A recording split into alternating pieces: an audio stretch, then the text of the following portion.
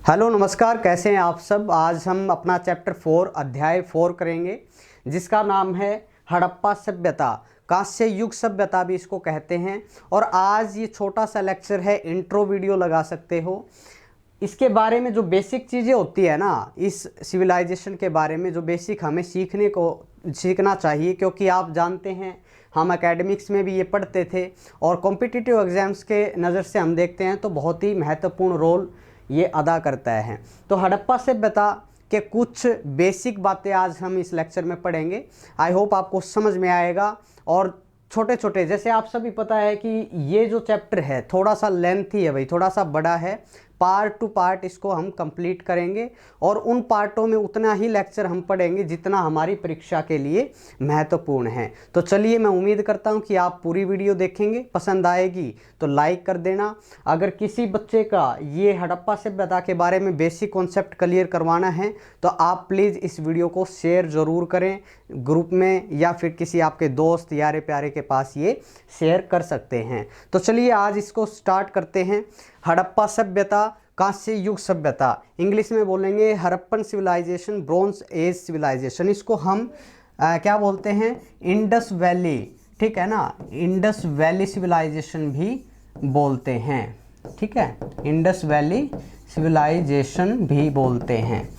तो ये सभ्यता के बारे में हम पढ़ेंगे। है तो ये सिंधु सभ्यता, लेकिन इसका उपयुक्त नाम हड़प्पा सभ्यता ही क्यों कहा जाता है, ऐसी छोटी छोटी बातों पर हम आज सीखेंगे और फोकस करेंगे भाई। ठीक है, तो देखो भाई चलिए स्टार्ट करते हैं। साथ के साथ आप लिख सकते हैं, ठीक है। और मैं तो कहूँगा कि आप ध्यान से अगर ये लेक्चर सुन लेंगे तो ये आपका कॉन्सेप्ट क्लियर हो जाएगा। चलिए भाई, तो स्टार्ट करते हैं अपना, स्टार्ट करते हैं भाई चैप्टर नंबर कितना है भाई, 4, ठीक है ना, अध्याय 4, जिसका नाम है हड़प्पा सभ्यता या इंडस वैली, ठीक है ना, Indus valley civilization. Indus valley civilization के बारे में हम आज चर्चा करेंगे। तो सबसे पहले जो बेसिक चीज़ें होती हैं ना, कई बच्चे इसको पढ़ लेते हैं, पता भी होगा, काफ़ी सारे बच्चों को इसका नॉलेज भी होगा, ठीक है ना। लेकिन हमें सबसे पहले तो ये पता करना है कि संस्कृति किसे कहते हैं और सभ्यता किसे कहते हैं। तो अगर एक छोटी सी डेफिनेशन के रूप में अगर हम याद करते हैं तो वो कैसे करेंगे, तो चलिए आप साथ के साथ लिख सकते हैं। सबसे पहले मैं आपको बताऊंगा कि संस्कृति किसे कहते हैं, ठीक है ना। संस्कृति शब्द का प्रयोग, पुरातत्वविद संस्कृति शब्द का प्रयोग हम कब करते हैं, ठीक है ना। तो संस्कृतियां, जैसे पहले भी चैप्टरों में हमने पढ़ी, ताम्रपाषाण संस्कृति, ठीक है, बहुत सारी संस्कृतियां हम पढ़ते हैं, लेकिन संस्कृति शब्द हम कब यूज करते हैं। तो चलिए छोटी सी डेफिनेशन से हम पढ़ते हैं भाई, ठीक है। पुरातत्व विद संस्कृति शब्द का प्रयोग, ठीक है ना। तो ये डेफिनेशन लिखवा रहा हूं ताकि आप सेल्फ नोट्स बना रहे हैं ना, तो साथ के साथ लिख के राइटिंग थोड़ी सी गड़बड़ हो सकती है, क्योंकि ये डिजिटल बोर्ड पे ऐसा आ रहा है, ठीक है। तो पुरातत्व विद संस्कृति शब्द का प्रयोग हम, ठीक है, किस में करते हैं, हम उन, ठीक है ना, हम उन पुरातत्व, ठीक है ना, पुरातत्व वस्तुएं समझते हो ना, जैसे जगह जगह पे उत्खनन होते हैं, खुदाई होती है और अलग अलग हमें सामग्रियां मिलती हैं। तो हड़प्पा में भी तो ऐसे ही हुआ था, पुरातत्व वस्तुओं के लिए करते हैं जो विशिष्ट शैली की हूँ, विशिष्ट स्टाइल की हूँ, मतलब अलग स्टाइल की हूँ, ठीक है ना। शैली आप समझते हो ना, हम उसके लिए करते हैं जो पुरातत्विक जो वस्तुएं होती हैं विशिष्ट शैली की हों, ठीक है, और सामान्यतः एक साथ, ठीक है ना, एक साथ किसी विशेष, ठीक है ना, किसी विशेष भौगोलिक, ठीक है ना, किसी विशेष भौगोलिक क्षेत्र तथा एक कालखंड, ठीक है ना, एक कालखंड से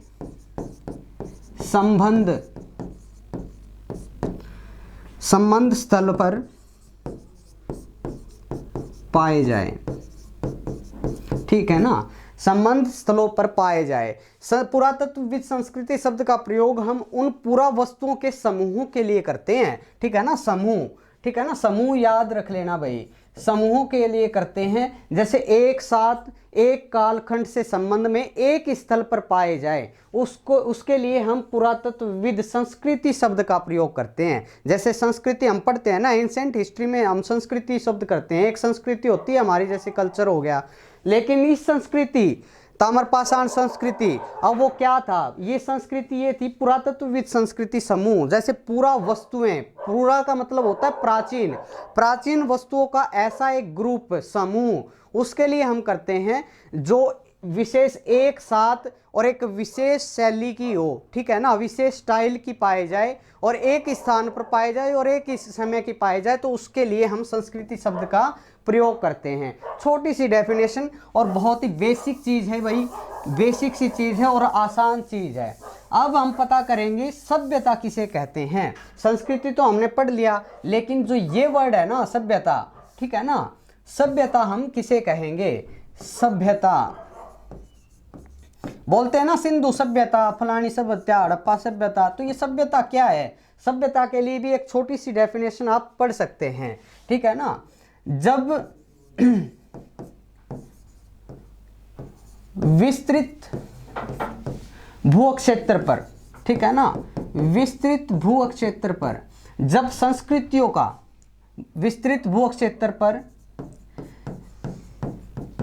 संस्कृतियों में समानता पाई जाए, किसमें समानता पाई जाए, संस्कृतियों में सामान्यता पाई जाए, ठीक है ना,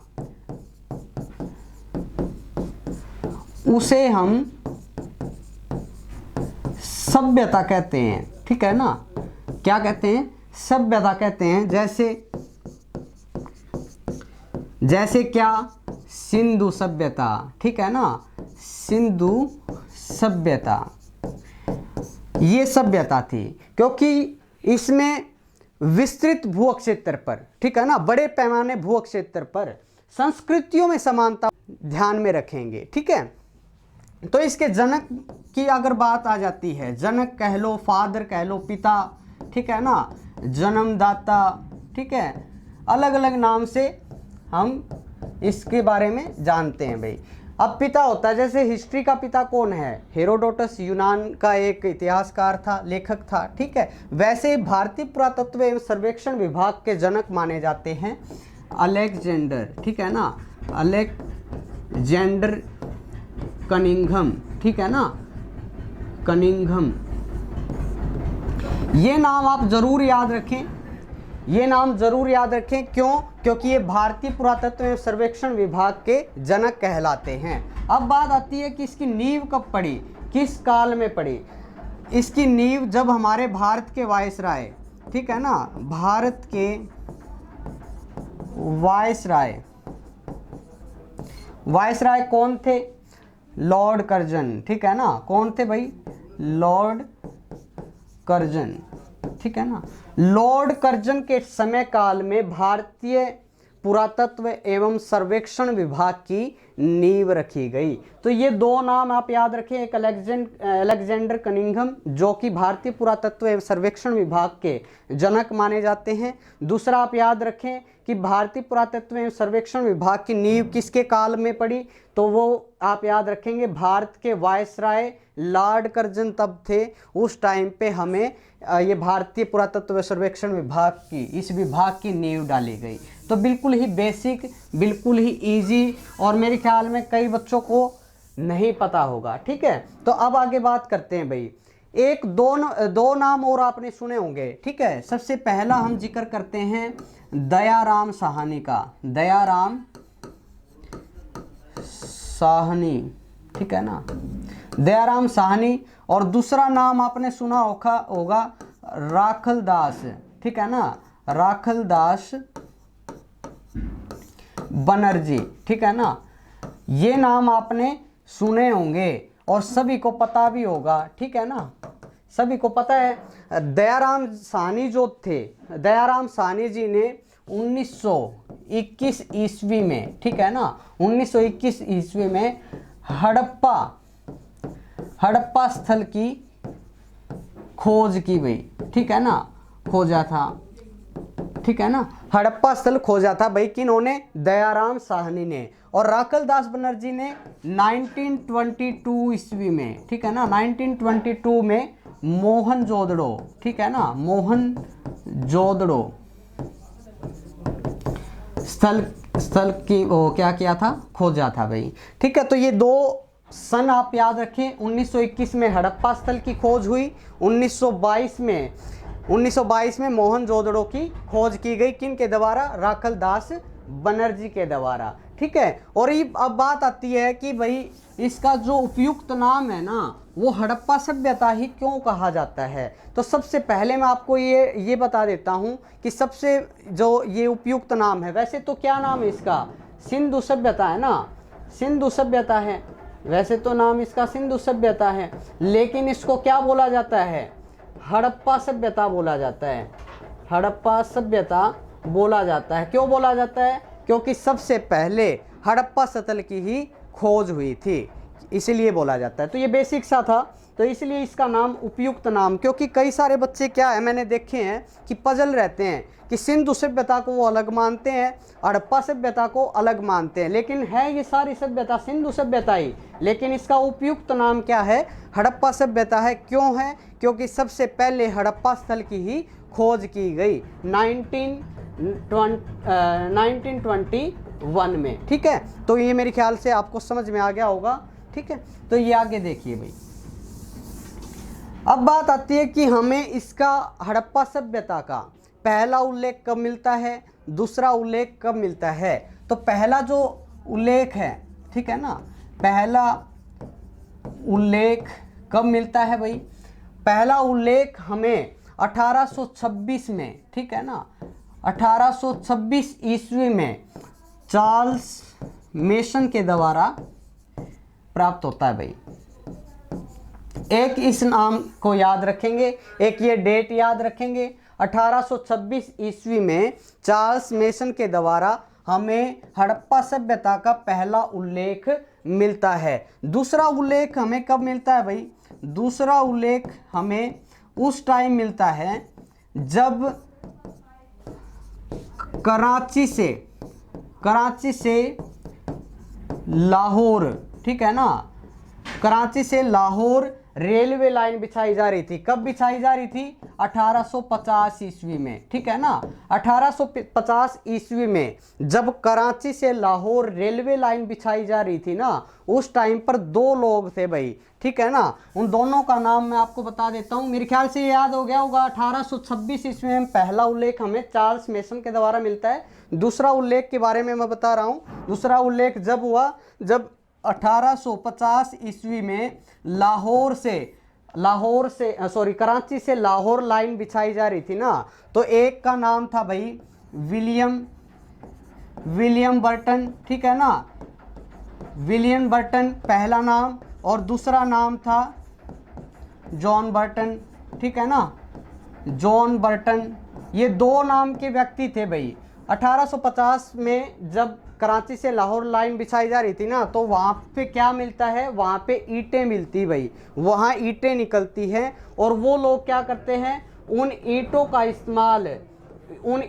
इस्तेमाल रोडों के रूप में करते हैं भाई, ठीक है ना। जो पटरी के साइड में बजरी बड़े बड़े पत्थर होते हैं ना, छोटे छोटे पत्थर होते हैं टुकड़े, और जिसको हम रोड़े बोलते हैं, तो उन ईंटों का इस्तेमाल रोड़ों के रूप में किया था, ठीक है ना। तब हमें इसका क्या मिलता है, दूसरा उल्लेख मिलता है भाई। तो मेरे ख्याल से ये समझ में आ गया होगा। 1850 में लाइन बिछाई जा रही थी, कहाँ से कहाँ तक, कराची से लाहौर तक। एक विलियम बर्टन था, एक जॉन बर्टन था, उन्होंने क्या किया था, वहाँ से निकली हुई ईंटों को ना रोड़ों के रूप में इस्तेमाल किया था उस रेलवे लाइन के अंदर। ठीक है ना, सभी समझ गए होंगे मेरे ख्याल में। ये दो उल्लेख आप जरूर याद रखें भाई। और जो अब बात आती है कि इसकी कितनी कितनी बस्तियां कहाँ कहाँ पाई जाती हैं, तो ये बेसिक सा मैं बता रहा हूँ भाई, इंट्रो वीडियो है ये, बेसिक नॉलेज के लिए मैं आपको बता रहा हूँ, ताकि चैप्टर स्टार्ट होने से पहले ही कुछ बातें आपको पता हो। और यही बातें तो आती हैं, बिल्कुल बेसिक बातें हमारी क्लियर नहीं हो पाती, इसके कारण हम पूरे चैप्टर में पजल होते रहते हैं। तो इसलिए हम बिल्कुल जीरो से मैं इसको करवा रहा हूँ। बेसिक चीज़ें अगर आपको कॉन्सेप्ट क्लियर हो जाता है तो पूरा चैप्टर आपको समझ में आ जाएगा। तो कमेंट जरूर करके बताएं कि ये चीज़ें जो मैं बता रहा हूँ ये किस किस को पता थी। ठीक है, मेरे को ज़रूर पता होना चाहिए ताकि मैं और अच्छे से करवा पाऊँ भाई। तो भाई आप देखिए, लगभग 40, लगभग आंकड़ा लेऊंगा भाई मैं, ठीक है ना, लगभग 40 बस्तियां,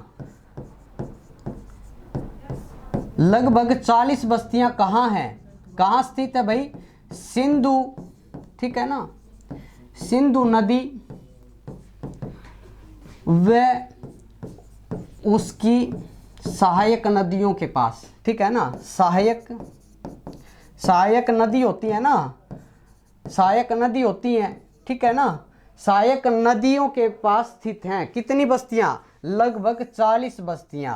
और लगभग, ठीक है ना, हम एग्जैक्ट नहीं बता सकते, लगभग 1100 बस्तियां, ठीक है ना, कितनी, 1100 बस्तियां कहाँ पे हैं, सिंधु, ठीक है ना, सिंधु नदी जो है, सिंधु और गंगा जो नदी है हमारी, ठीक है ना, सिंधु और गंगा नदी जो हमारी है उसके बीच के मैदानों पर, ठीक है ना, उसके बीच के मैदान जो हैं, बीच में जो मैदान हैं उसमें स्थित हैं भाई, उसमें स्थित हैं वहाँ स्थित हैं। तो आपको ये आंकड़ा भी याद होना चाहिए, लगभग 40 बस्तियां सिंधु एवं उसकी सहायक नदियों के पास स्थित हैं। ठीक है, और दूसरा लगभग 1100 बस्तियां कहाँ पाई गई हैं, सिंधु और गंगा के जो बीच के मैदान है ना उन मैदानों में स्थित हैं भाई 1100। जहाँ पहले कौन सी नदी बहती थी, सरस्वती, ठीक है ना, जहाँ पहले सरस्वती नदी बहती थी जो आज लुप्त हो चुकी है। इसलिए कुछ विद्वान इसको और नामों से भी पुकारते हैं भाई।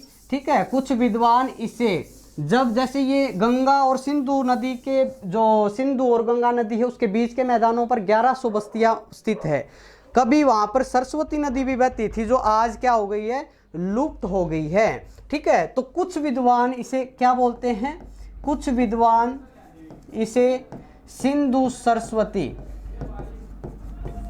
सभ्यता भी कहते हैं भाई। ठीक है ना, कुछ विद्वान इसे सिंधु सरस्वती सभ्यता भी कहते हैं, और कुछ विद्वान इसे केवल सरस्वती, ठीक है ना, कुछ विद्वान इसे सरस्वती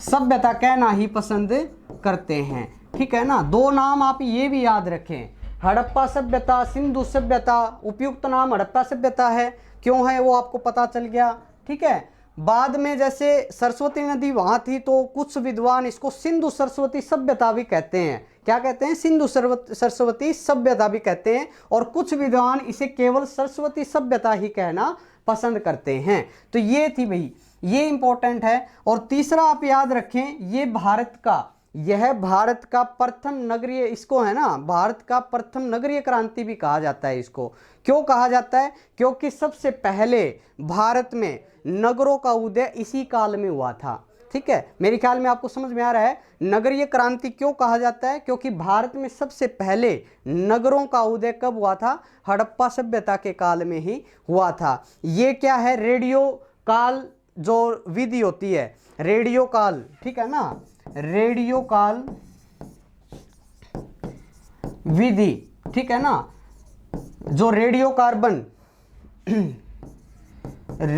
कार्बन विधि जो होती है जिससे हम काल का पता लगाते हैं, उनके समय का पता लगाते हैं, उससे निर्धारित की जाती है भाई, ठीक है ना, कि उस टाइम पे नगर शब्द का प्रयोग हुआ था और उस टाइम नगर भी थे, ठीक है ना, नगरीय क्रांति भी इसीलिए कहा गया। अब बात आ जाती है बेटा कि इसको कांस्य युग क्यों कहा गया। जैसे हमने पीछे पढ़ा था ना, ब्रॉन्ज एज क्यों कहा गया, कांस्य युग क्यों कहा गया, ठीक है ना, कांस्य युग। अब ये कांस्य युग क्यों कहा गया, इसका बेसिक सा लॉजिक है भाई, क्योंकि सर्वप्रथम है ना,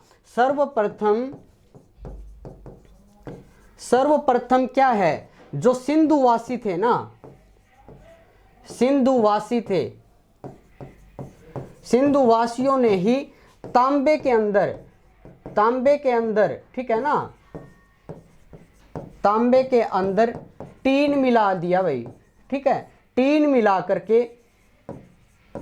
मिलाकर तांबे के अंदर टीन मिला करके कांसा तैयार किया था भाई, कांसे को तैयार किया, ठीक है, इसीलिए इस हड़प्पा सभ्यता को कांस्य युग भी कहा जाता है। सर्वप्रथम सिंधुवासियों ने ही तांबे के अंदर टीन मिला करके कांसा धातु तैयार किया, इसीलिए इसको कांस्य युग भी कहा गया है। तो अब मेन लास्ट एक पॉइंट आ जाता है जो सभी को पता है, ये 3 चरणों में बांट दिया गया था। इसको कितने चरणों में बांट दिया गया था, 3 चरणों में बांट दिया गया था। तो सबसे पहले जो प्रथम चरण है जिसको हम बोलेंगे पूर्व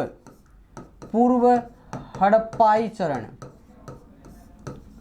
ठीक है ना, पूर्व हड़प्पाई चरण।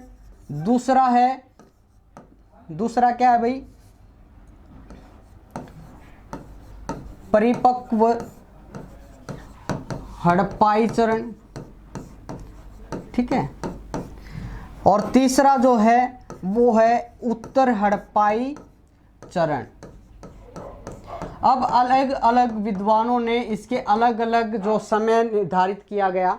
अब ये जो पूर्व हड़प्पाई चरण है ना, इसका समय बताया गया भाई 3500 ईसा पूर्व से 2600 ईसा पूर्व, ठीक है ना, इसका ये समय हमें बताया गया 3500 ईसा पूर्व से 2600 ईसा पूर्व तक ये पूर्व हड़प्पाई चरण रहा।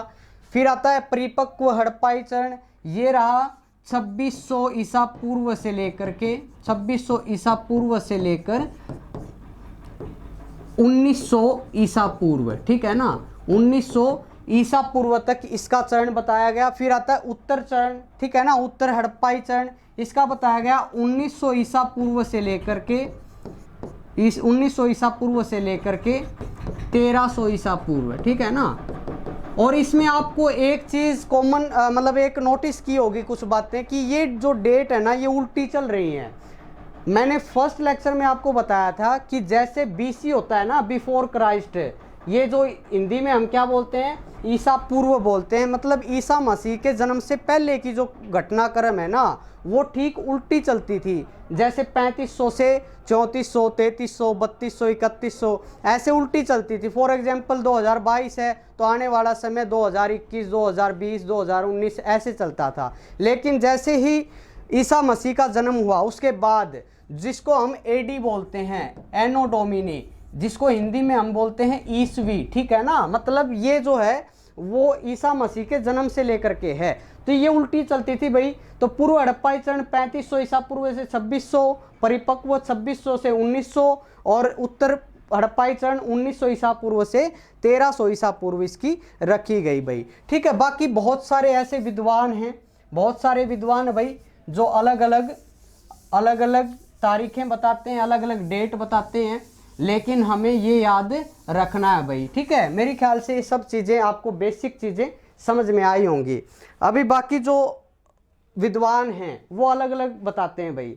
कोई कहता है 2000 से 1500 ईसा पूर्व, कौन कहता है फेयर सर्विस 2300 से 1750 ईसा पूर्व बताते हैं डीपी अग्रवाल, 2300 से 1700 ईसा पूर्व बताते हैं सीजे गैड, और 2500 से 1500 ईसा पूर्व बताते हैं मार्टिमर व्हीलर, ठीक है। 2800 से 2500 ईसा पूर्व मार्टिन मैके, डेल्स, जॉन मार्शल, माधव स्वरूप वत्स, इनका अलग अलग आंकड़ा रहा है भाई, ठीक है। लेकिन हम क्या करेंगे, हमें वो याद रखना है। पूर्व हड़प्पाई चरण को हम याद रखेंगे 3500 ईसा पूर्व से 2300 ईसा पूर्व, 2300 से फिर 1900 ईसा पूर्व परिपक्व, और उत्तर चरण हड़प्पाई चरण क्या था 1900 से 1300 ईसा पूर्व हम पढ़ते जाएंगे। ये था भाई छोटा सा लेक्चर था, इस चैप्टर का इंट्रो वीडियो लगा सकते हैं, जो कुछ बातें बेसिक बातें हमने सीखी, ठीक है, और बहुत ही इंपॉर्टेंट हो जाती है। कल से इसको हम एक्चुअल में इसको स्टार्ट करेंगे, ठीक है। ये बेसिक चीज़ें थी,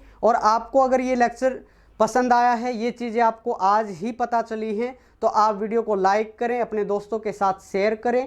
उसके साथ ही मैं आपको बता देना चाहता हूँ, जैसे हमारे एग्ज़ाम हंटर ऐप है, ठीक है, तो हम अदर फैकल्टीज़ भी आपको प्रोवाइड करते हैं। फिजिक्स केमिस्ट्री मैथ जैसे सब्जेक्ट, या और कंप्यूटर साइंस हो गया, ज्योग्राफी हो गया, हरियाणा जीके हो गया, ऑल कॉम्पिटिटिव एग्जाम्स के लिए ज़रूरी जो चीज़ें होती हैं हम नोट्स प्रोवाइड करते हैं। नीचे दिए गए जैसे ईमेल भी दे रखी है, फ़ोन नंबर दे रखे हैं, आप कॉन्टेक्ट करके क्वेरी ले सकते हैं। ऐसे ही आप वीडियो को देखते रहें, शेयर करते रहें, लाइक ज़रूर कर देना भाई, बहुत ही मेहनत कर रहे हैं, आपके लिए कर रहे हैं। तो इसी के साथ हम नेक्स्ट पार्ट में पढ़ेंगे भाई इसके बारे में, हड़प्पा सभ्यता के बारे में। तो भाई इसी